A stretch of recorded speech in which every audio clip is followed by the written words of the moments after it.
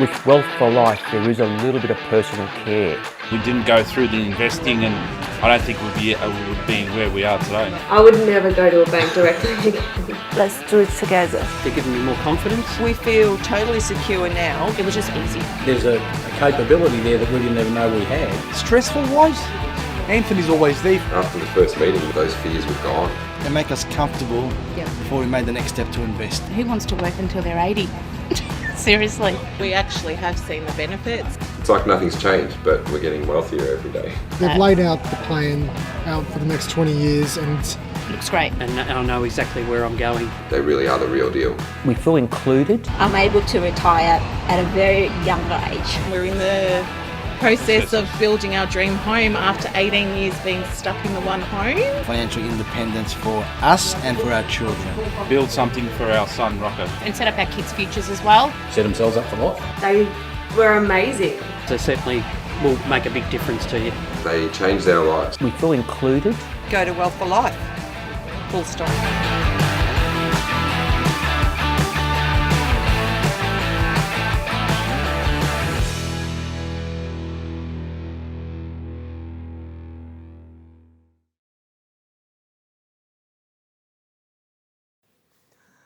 Hi guys, Anthony Peluso here, CEO and founder of Wealth for Life. It's been a while since we've given you an update on the real estate market in Australia. And boy, oh boy, what a market it is.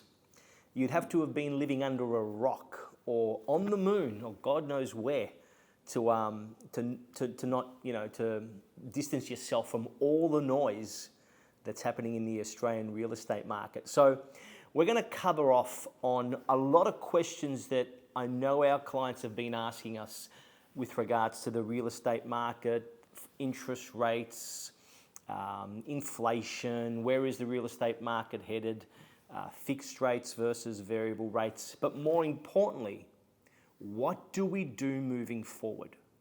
Now guys, if you haven't noticed by now, we're a solutions-oriented company. You don't need me to tell you the problems of the world. Just turn on to the 6 o'clock news. You can get all the problems of the world on the 6 o'clock news. How much of what you hear on the news is true and how much is something else? Well, we're going to cover that as well today. So the question on everyone's mind right now is the Australian property market headed off a cliff? Is it really as bad as what the media are making it out to be?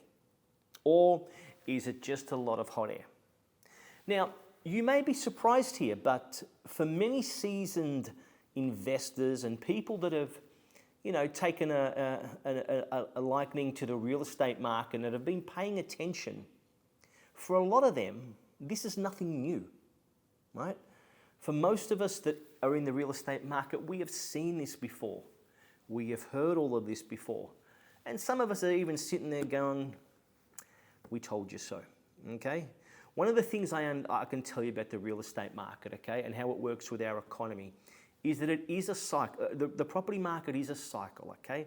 It's actually very, very predictable, okay? I'm going to show you throughout this presentation that what we're going through right now and what certain parts of the media are predicting are nowhere near as bad as what we've been through in the past. And I'm also going to share with you what the real estate market did during all that doom and gloom in the past. So, let's talk about the thing on everyone's mind right now, which is interest rates. Now, interest rates. What do we do with property? How does it affect our borrowing capacity? What do we do with regards to our mortgage and higher repayments? Well, interest rates have gone up. Right? For the first time in 11 years, the Reserve Bank of Australia increased interest rates at the start of this month. And yes, I would expect those rates to continue to increase throughout the year, nowhere near as aggressively as what the media are making out to be, okay? Major banks and many of the economists are also not forecasting rates to jump as high as what the media will make you to believe, okay? Now, what does that mean when interest rates go up? Well, obviously, your mortgage repayments are more, okay? But I also ask you to do some homework and sit down and actually figure out how much more those interest repayments are, okay? again, we talk in percentage terms, and most people don't know how to equate that to a dollar figure. Most people will find that the additional repayments are nowhere near as bad as what they thought they were going to be. Okay, but it is something that you should do. So obviously, when interest rates go up, the property, your home, your principal place of residence, if you have a mortgage on that, the repayments are going to be more. Now, there are things that you can do with regards to that, which we'll cover later on in this presentation. So what else does it mean? Well, when interest rates go up, your borrowing capacity is less. So your ability to borrow money when interest rates go up and continue to increase is far less because of your debt to service ratio. Okay? Now again, I look at that and think wages have done very, very well over the last 2 years. So if your wages continue to grow and interest rates do go up, you'll see that they almost cancel each other out. So don't just take a headline and panic and go into fear because of a headline. Sit down and get all the data. Hey, has my salary gone up? I know a lot of our clients, their salaries have increased. And it's not just through overtime, bonuses or commissions. They've actually got a pay rise. I'm an employer. I know what I've had to go through over the last 2 years with regards to salaries. We're looking for incredible staff, and you've got to pay top dollar for them. And you've also got to pay top dollar to keep the people you have. So keep in mind that a lot of salaries and a lot of wages are continuing to do very, very well. So what effect will that have? What net effect will that have on mortgage repayments? I'm not so sure it's going to be as bad as what the media will make it out to be. Now, very interesting point. Some of you may be aware, some of you may not. For those that are a little bit older, back in 1990, let's have a look at this graph that's on your screen right now. If you look at this, on the left-hand side, you've got, this is an article that I think was in the Herald newspaper back in 1990. Now, have a look at the National Australia Bank there on the left-hand side. They had interest rates at 16.75%. Their base rate was 17.25%. Now, if you owned a home at that time, you had a variable rate of 16%. That was the owner-occupied loan. And they obviously were offering fixed rates over 3 and 5 year periods. They had home equity loans, right? So where you could pull equity out of your home. Look how much that was costing you, right? And they even went down to have a cash management account, obviously giving you a lot better return than what they're giving you now. But you may be surprised to know that even with interest rates at 16%, some 32 years ago, people survived. People got through it, okay? Now, the finance industry and the banking industry back then was a little bit different, okay? It became deregulated short after, but you didn't have that flexibility that you do today when it comes to borrowing money. There were a lot more restrictions back then, so people weren't borrowing as much. Loan-to-value ratios were much, much less. And household debt, to keep things fair, was a lot less back then, okay? But you're talking about interest rates in 17 and 18%. And I remember my father telling me how difficult it was to get a loan, but he survived. And guess what? So did a lot of Australians. Look at ANZ Bank on the other side, right? They had a cash management account of 13%. Not bad. That's the money that interest you earn on your money. But look at their rates, 17%, 16%, residential investment property loan, right? So if you're an investor back then, 17% is what you'd be paying for your money. Fixed rate at 15%. The point I'm trying to make, guys, is this. Here we are, freaking out over interest rates that'll probably not get higher than 5%. And that's a worst case scenario, okay? And you're also going to know that you'll see throughout this presentation that people are in a much, much, much better financial position now than they were back then. So we need to put things into perspective, okay? People did survive when interest rates were 16, 17, 18%. In fact, some lenders even had interest rates at 22%. And all we're talking about right now are 5%, or somewhere between 3 and 5% interest rates. So again, let's just put things into perspective. Now, what you also may not know, Real estate prices actually increased last time that interest rates went up. The last 2 times interest rates increased, home prices also increased.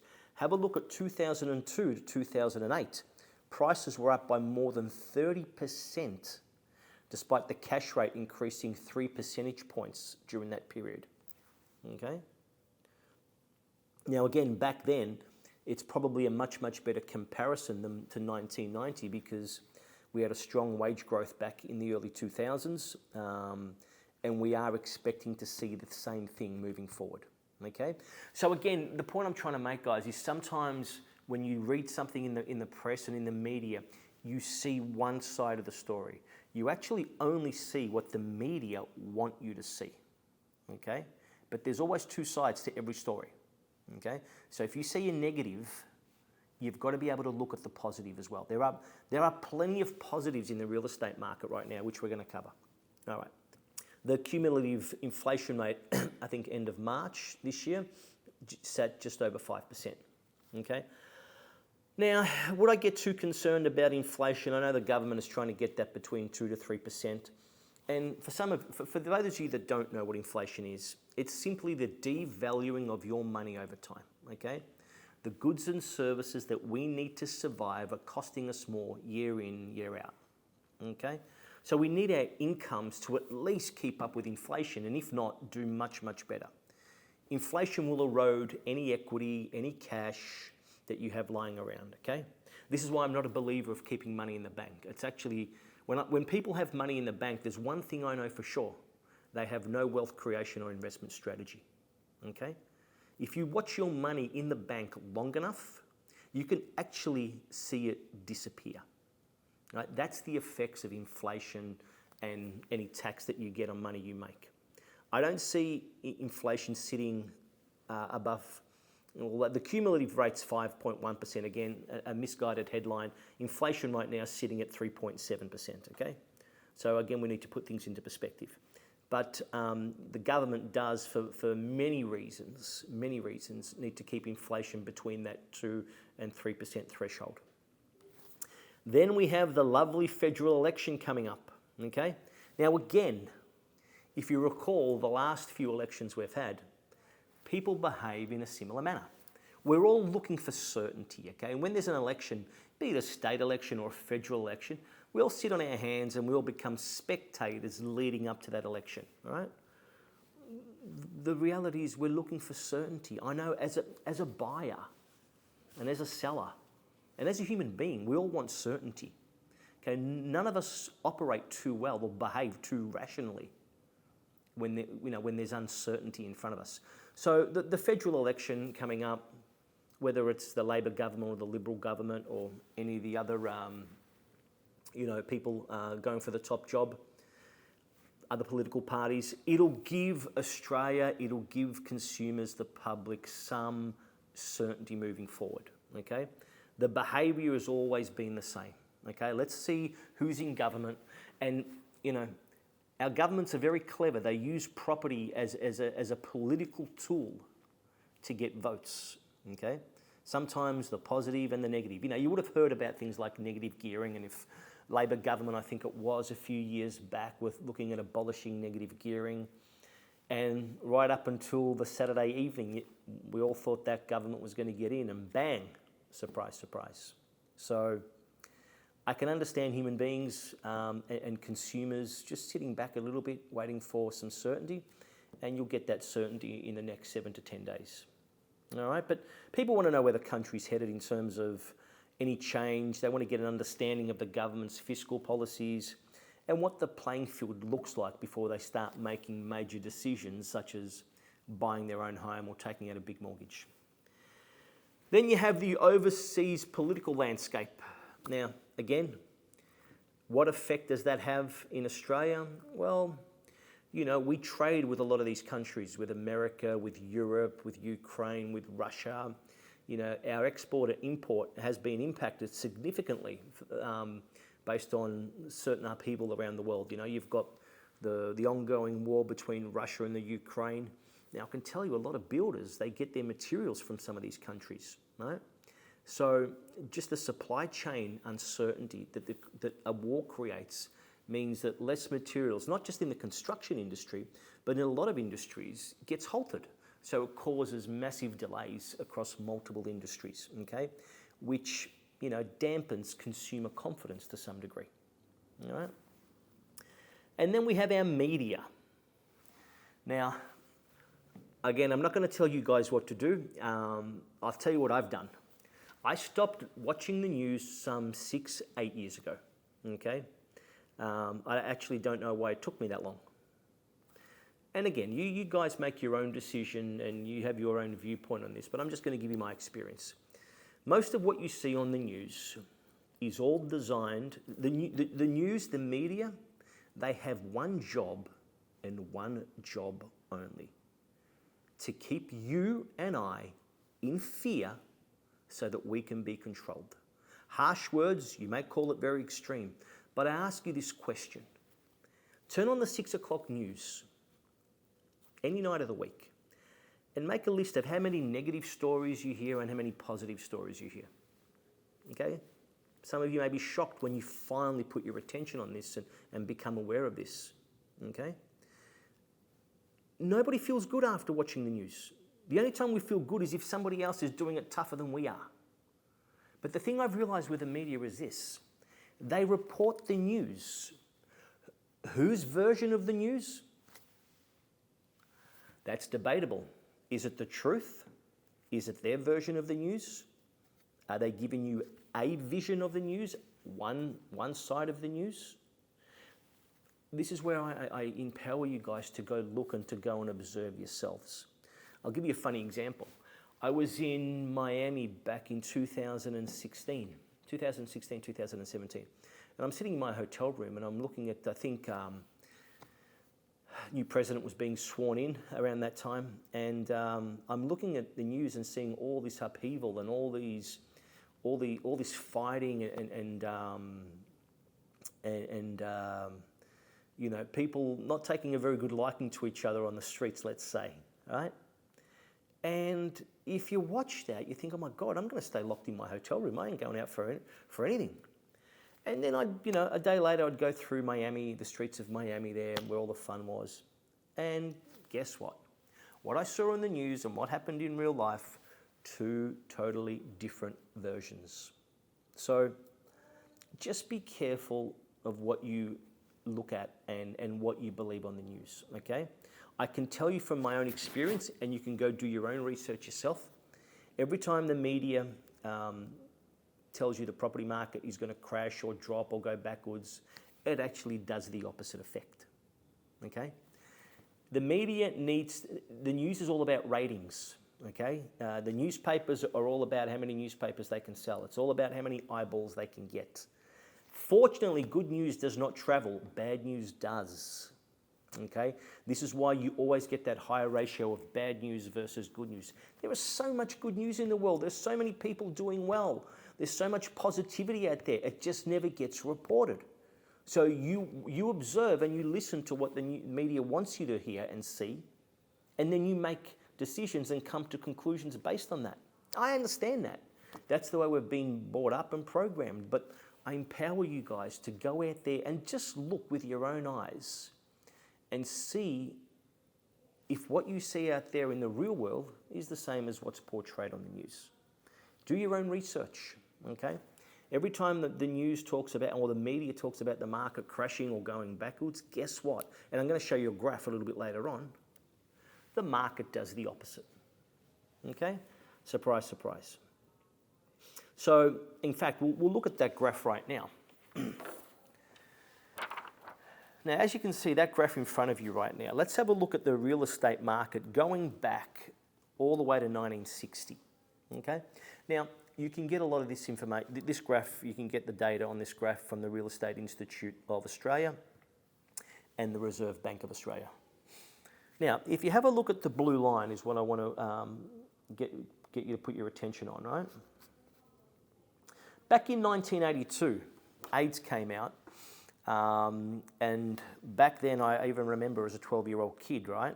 It was sweeping the world and it was going to kill millions and millions of people. And, our population was going to decrease.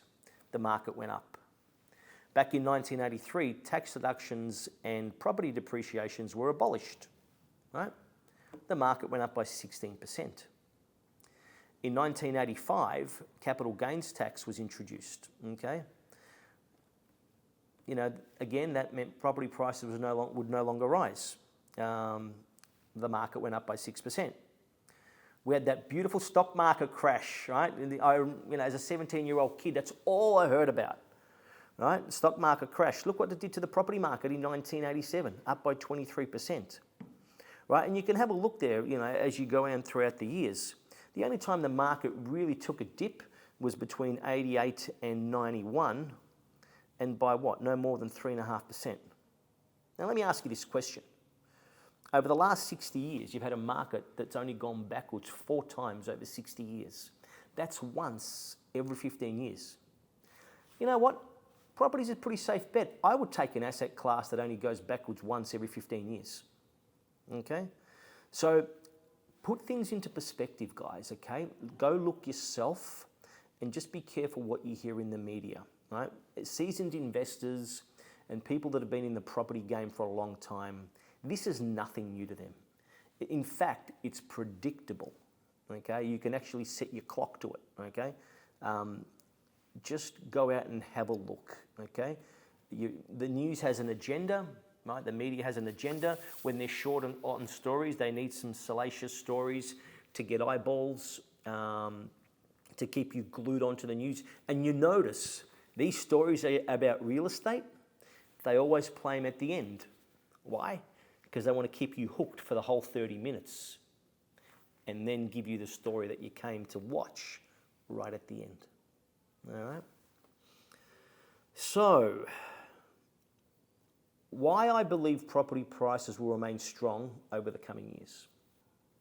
We've got a very strong economy and very low unemployment rates. Okay, again, not something that the media will report on. All right? Rising wages make it easier for households to cope with higher mortgage repayments. So if household wages are going up, your mortgage repayments, even if they creep up a little bit, are a little bit more sustainable. Okay? Now, according to the CBA, Commonwealth Bank of Australia, the average Australian is wealthier than ever before, and they estimated, CBA, that during lockdowns, households put away some $230 billion in excess savings. So a lot of debt was reduced and people have pushed and stashed a lot of money away. Now, I don't know if stashing money away is such a good thing, but, many people have prepared for this. I mean, a lot of smart investors and a lot of households knew that every interest rate drop is always an indicator that there's a rise coming up soon. So people just planned and prepared for that. And part of a sound investment strategy and wealth creation strategy, you can't just have a viewpoint that things are always going to be great. Because here's one thing I've learned. Things are never as great as what the media tells you or what you see in the press, right, and out there. And they're never as bad as what the media tells you either. All right? So even rates going up, I don't see them ever getting to that rate of 1990. And they're only going to get back to where rates were a few years ago anyway, I think back in 2013. Now, surprise, surprise, 50% of homeowners actually don't have a mortgage against their home, so won't get affected by interest rates. Something else that the media fails to tell you. And you'll find too that a lot of people that have actually got mortgages are well above, are well into paying off the debt on their home. Okay, so the increase in home loan rates isn't going to affect them that much because they've acted sensibly in the past and over the last few years to eliminate a lot of that debt. Now, one thing that again you may not be aware of, when interest rates go up, guess what? Rents also go up. Okay, so again, if you have a look at what's going on in Australia right now, especially Melbourne and Sydney, we've got a rental crisis on our hands right now. There's not enough rental properties for people to tenant. Okay, So when interest rates go up, what usually means is that less people can borrow money, okay? And when less people can borrow money, that means they can't go out and get a loan and get into a home. So what do? They go rent. So what happens? Then you've got greater competition in the rental market. I mean, we've got a property management company here at Wealth for Life that's doing extraordinarily well. And half of the time, we're not even seeing properties hit the market. They're getting rented well before they're even available for rent. Okay, because there's such a strong demand for rental properties right now, and landlords are having a great time right now because there's competition for their properties, and you know what? They can lift their rents up, and people will pay for them. Okay, and that's not a bad thing because a lot of landlords haven't done a good job in the past of raising their rents. So the rents right now are just catching up where they're to a level of where they probably should be. Interesting. I mentioned before the current shortage of real estate, of properties right now. And that's purely based on the delays that we've had in the construction industries. Developers right now are having a hard time getting their jobs out of council. Builders right now, as I'm sure you're aware, have got massive issues around supplies, supply chain, and labour. Now, some of the big builders, and I'm going to cover this off in another presentation and webinar a little bit later on, but some of the big builders, or most of the big builders, have now got this under control. But a lot of builders are doing it tough over the last 6 months, over the last 12 months actually. But you'll find that there'll still be some of the smaller builders that'll go under in the next 6 months and throughout probably for most of this year. But the smart builders, the guys that were good business managers as opposed to builders, are now, or in addition to being good builders, are now getting through the worst of it. All right. But we've also, with construction being delayed, it's delayed the amount of housing that's on the market. And the problem with that is that now we've opened up our borders. So migration is now coming back into the country. More and more people are heading back into Australia, but there's less properties to choose from. All right. But the thing I want to point out is that for seasoned investors, the guys that have been around a long time, we've all seen this before. We're just going through that next phase of the property cycle. You would have seen that property clock that I sent out to our clients, and I'm happy to share it even at the end of this presentation. The property market is very, very easy to predict, okay? How the market behaves. It's got a set of principles and a set of laws. If you understand what governs the property market, how it's connected to our economy, it's very predictable and very, very easy to understand. And for people that know this, you can plan well in advance, okay? But we've had the short-term downturns, we've had the long-term trends in properties, and property is a long-term game, okay? If you've sat down with me or any of my staff here, any of my advisors, we never look at property as a short-term game, okay? Because that's something that very few people can predict, okay? The same people that try and buy at the bottom of the market, right, or get hurt when the market drops, okay? I don't know how to predict the top of the market, nor do I know how to predict the bottom of the market, okay? And I don't know many people that can, okay? So, and if you're playing that game, you need to be careful because you can, just as fast as you make your money, you could lose it, okay, if you don't know how to time the market. So just take real estate as a long-term play, a long-term proposition. And many of the challenges and problems that, face the market will not affect you, all right? Let's talk about our government and the economy. Now, one of the things to understand is how the real estate market affects the country of Australia and our government. Now, let's look at the real estate and the construction industry, okay? It's the third biggest industry behind retail and healthcare.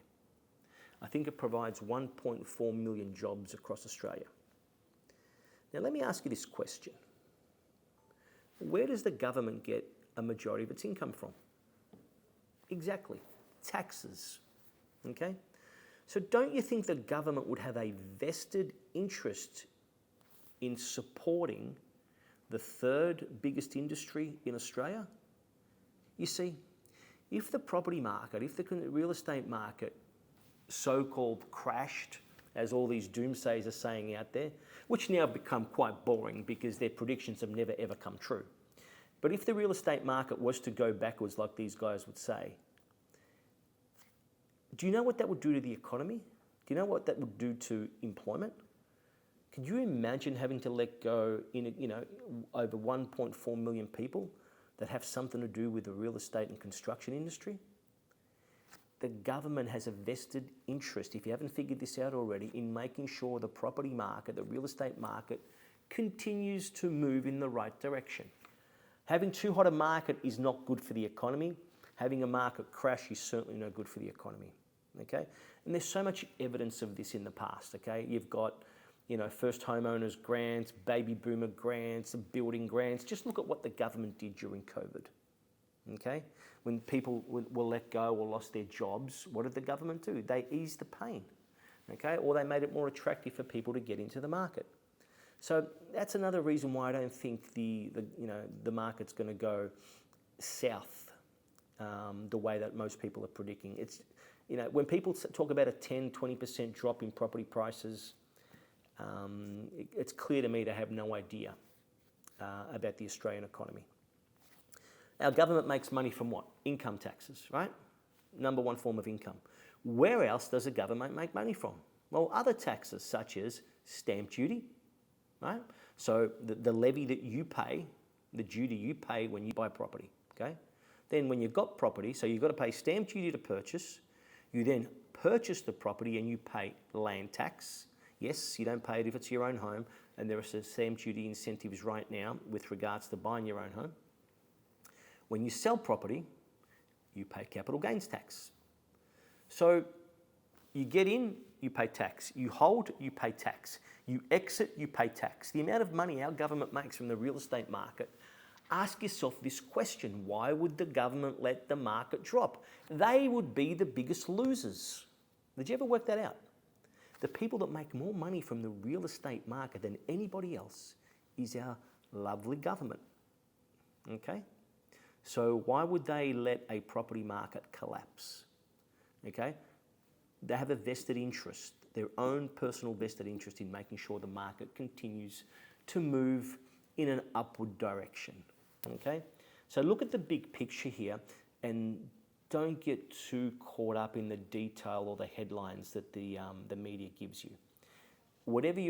As soon as the media picks up on another story that's more salacious and more appetizing and will get more eyeballs on the screen and on the papers, they'll drop this interest rate thing and this property market thing real quickly, okay?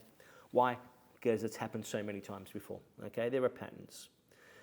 So, increased investor activity. Well, keep in mind, real estate is still seen as an incredible wealth creation tool.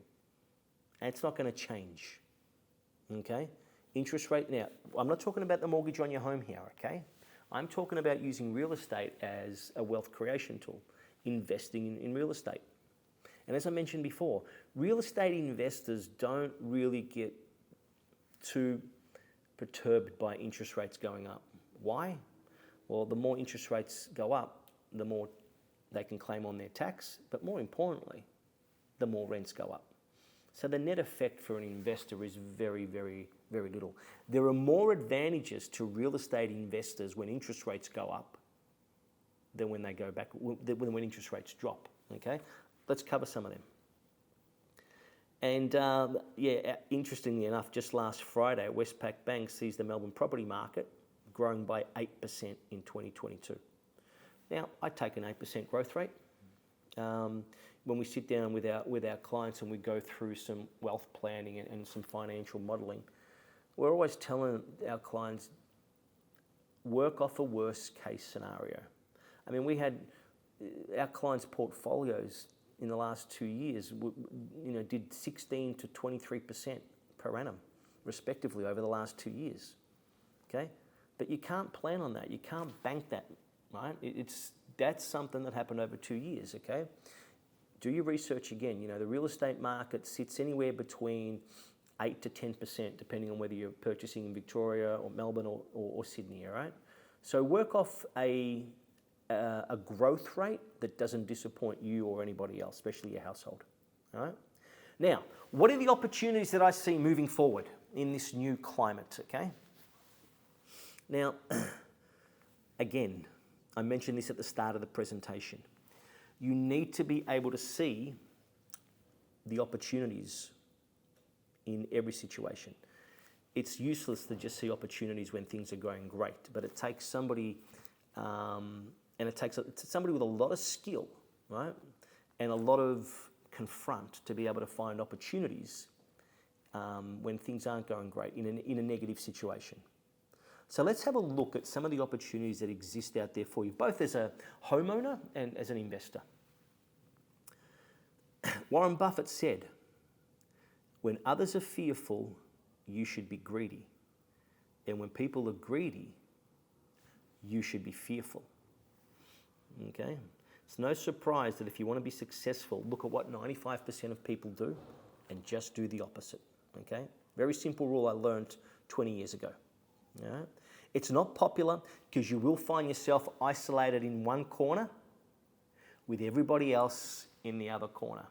So it won't be popular, and you may feel alone, but just have a look at the results that Australians get when it comes to their finances, when it comes to wealth creation, when it comes to retirement. I don't brag about this because it hurts me just as much as it hurts them. I don't want to see a country where, the people that have worked their backsides off for 40 years end up retiring to nothing more than a pension or a superannuation that runs out in 5 years. That's what a lot of people are heading towards. But you know what? They're too busy right now to be able to see that. So take advantage of some of the opportunities that exist in the market right now. So if you're out there buying your own home or looking to invest in property, you will have less competition. So the people that sit on their backside and get crippled by the fear and the negativity in the media and feel like the world's going to end, they'll sit at home, won't leave the house. It just creates more opportunities for the smarter ones that have seen this before or can see through the negativity and can see these opportunities, right? When people are out there right now buying into all this negativity and everything they read in the news and see on the news, they stay at home, they don't leave the house, the world's going to end. You've got the smart buyers, the homeowners, the smart investors. They're out there picking up bargains, right? Less people competing against them, okay? Auction clearance rates as of middle of May 2022 in Melbourne, I'm not sure of Sydney, but in Melbourne we're sitting just under 70%, okay? So if you're a buyer out there right now, you can get access to some real estate right now and potentially cut a really good deal because you've got less competition. Ability to negotiate with banks. Now, don't think for a minute that you can't negotiate with banks, irrespective of what interest rates are doing. Whether they're climbing or whether they're going backwards, we always encourage our clients and do so on their behalf and negotiate with banks. It's incredible what you can get from a bank in a 5-minute phone call. The problem is people just don't ask. Ask and you shall receive, right? You've heard that. So make sure that you don't just take what banks give you. Go back and negotiate with them. There are so many options out there. You may be surprised to learn that some banks actually don't even plan on lifting their interest rates anywhere near as some of the majors. All right? Every bank has a different appetite for lending, okay? Whether you're a homeowner, whether you're an investor, okay? They get their money from different places. They pay a certain amount for their money. Their margins differ between institutions, okay? So shop around. You'll find some incredible deals out there. Fixing your rates. If you don't like uncertainty, fix your interest rates, okay? Again, look at what you can live with comfortably. Fix it. You can fix for 2 years, 3 years, 4 years, 5 years, right? And that at least gives you peace of mind, during over the next few years. Have your finances set up so you can take advantage of great opportunities. I've been saying this from day dot. Most people don't see a great opportunity if they fell over one. And 2, if they did, they're not ready to act fast enough. Even in a hot market, we constantly see real estate, $30,000, $25,000, $30,000 below bank valuation. Okay, for our clients, you know this because you get our emails, right? Well, how many people are in a position to take advantage of those opportunities? Not many. Take advantage of the fact that you can now negotiate with your banks, set up your finances, whether it be your own home or whether it be real estate investing. Have your equity there, have your deposits ready, have your borrowing and your loan approved. Go shopping. And when a great opportunity comes up, bang, strike real quickly. Because that's real power. When you've got money and you can act quickly, you can get a lot of terms and conditions to your advantage. All right? Offer somebody a great price and you'll settle within 30 days. Make the contract subject to finance. Do you really care whether the contract is subject to finance if your loan's been approved? Right? So again, don't go out and sign unconditional contracts, but the point I'm trying to make is you can get a lot of terms and conditions to favour you, right? So just be ready with your finances because it's the one thing that stops people. If you don't have access to funds, deposits, or your finances aren't approved, that's another barrier that you have to overcome, and the market doesn't reward, never has and never will reward people that are slow, all right? Whether the market's going up or whether it's flattening out or dropping a little bit. Be prepared so you can take advantage of the great opportunities that are out there. All right? Increasing rents, another great opportunity. Too many landlords, way too many landlords do not pay attention to this. Okay, they just take on board what their property manager says. Here's a familiar line. Dear Mr. and Mrs. Smith, we've reviewed the rent of your property and based on market conditions, we suggest that you leave the rent as is. How many times have you heard that statement from your property manager? Is it true? Well, here's what I know. Every time I hear that line, I go do my own research or I get my own in-house property managers do their research. Guess what? We can always get more rent. Okay? So landlords leave too much up to their property managers.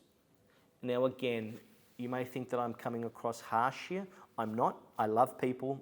I've got my own property management business. But I will tell you, most property managers are lazy. Simply lazy. Why? The amount of administration and paperwork to increase your rent by $10 a week is not worth their time and effort. I know you don't want to hear this, and for property managers out there, sorry, but you know it's true, okay? The amount of work involved in paperwork just to increase your rent $5, $10 is not worth it. So they'll give you the standard line. And secondly, they're afraid that if you increase your rent, you're going to lose the tenant, and for them it means the property managers, they're going to lose their management fee. So you ask yourself, who are they really working for? Get yourself a really, really good property manager, one that's an investor, one that can see the world through your eyes if you're an investor, and start to have a look at your rents. When your leases are coming up for renewal, make sure that you're looking at your rents very, very closely. Another opportunity. All right. Look at what you can claim as a tax deduction. I'm mortified by the amount of clients that come to us and I ask them, do you have an accountant? They're like, yeah, great. Then I ask them another question. Do you have a good accountant? I just look at how much tax they're paying, and if they're still paying their top marginal tax rate, there's something wrong with the relationship between them and their accountant. So have a conversation with your accountant. If you're an employee, if you're an employer, contractor, have a conversation with your accountant and just have a look at what you can claim as a deduction. More money in your pocket as opposed to the government. Look at other income streams. Now, let me ask you this question. Would a shift in interest rates going up still be a concern for you if you had multiple streams of income that were coming in every month? Not just your working income, but dividends, rent, business income, right? Share, whatever you want to call it, right? Multiple streams of income, licensing, crypto, whatever it is, right? most people go into fear because they rely on their working income to handle their expenses. And the problem with that is they have very little control over their working income and how much they get paid. That's the problem. When you only have one income stream, everything has to then get paid for by that one income stream. And every single person has only a limited amount of money, right? If you've only got one income stream, okay? So look at ways right now that you can create other income streams, right? Example, you want to help pay off the mortgage on your home faster, invest in real estate, right? Collect rent, collect cash flow, use that cash flow to offset any increase in interest rates on your mortgage on your home, okay? Look at that, right? Look at assets that grow in value over time and produce an income for you, okay? There's so many asset classes out there, okay? More income streams for you, the less you're going to be worried about where interest rates go, okay? That's just the reality. For our clients, our seasoned investors with large real estate portfolios, man, they're like, Anthony, don't even bother with an email or a phone call to me about interest rates going up. It's zero effect on me because they've got multiple streams of income coming in. One, they don't keep their cash in the bank because it's dead money. Two, with multiple streams of income, any mortgage that they do have on their home is handled by the multiple streams of income they have, and they have the ability to control that income because they can get more of it by increasing rents or restructuring their tax affairs. As a PAYG salary earner, if working 9 to 5, and again, please don't take this the wrong way, I have the greatest admiration for the working person. You are my hero. For people out there that get up and go to work every day, you are my hero. Okay? The amount of admiration I have for the working person. I want to help you. Okay? I know how hard it is out there. I know how hard it is. I have been an employee. I'm fortunate enough to have so many employees in my company. And I can see I see what they go through, and I see I understand what you guys go through. I have the greatest respect and admiration for the working person. But unfortunately, it's not enough. Working 9 to 5 is not enough. It never has been, and you will never ever make it financially working 9 to 5. Not because you're not a great worker, not because you don't earn a good income. It's because the system is designed to work against you. You know that, I know that. The more you earn, the more you have to give away. Okay? You are trading time for money. The minute you stop working, you stop getting paid. Okay? You've got to pay attention to this, guys, because if you don't, you will hit a brick wall later on. Okay? How many people do you know that have retired on an income stream of $100,000, $150,000, $200,000 a year by just working 9 to 5 and doing nothing else? I don't know of one, right? Because the more you earn, you think, oh, I've got a pay rise, great. You have a look at how much money actually makes its way into your bank account, and you get deflated. Oh, really? That's all it is? You're paying too much in tax. It's the worst type of income. Working income is actually the worst type of income because it gets brutalized, right? It gets taxed so heavy. So you need to start thinking multiple streams of income. You need to start looking at income that doesn't get taxed as heavy, that continues to work for you, whether you're awake, whether you're asleep, whether you're on holidays, actually even whether you're alive, but I suggest you be alive, all right? But the point I'm trying to make is you want passive income, you want investment income that does not require you to exert physical force and trade time. You've got to understand this, and you've got to get that working for you, or else I don't care how great a worker you are at 9 to 5, you're just not going to make it. Okay? And the question is, if that's all you do, have a look at how much is in your superannuation. See, these industry funds and retail funds don't tell you and won't tell you. They pray to God that you just go through life and never ask questions. You come to our company, you come and work with Wealth for Life. We ask you questions. We get you to confront and to look at what you probably haven't looked at before.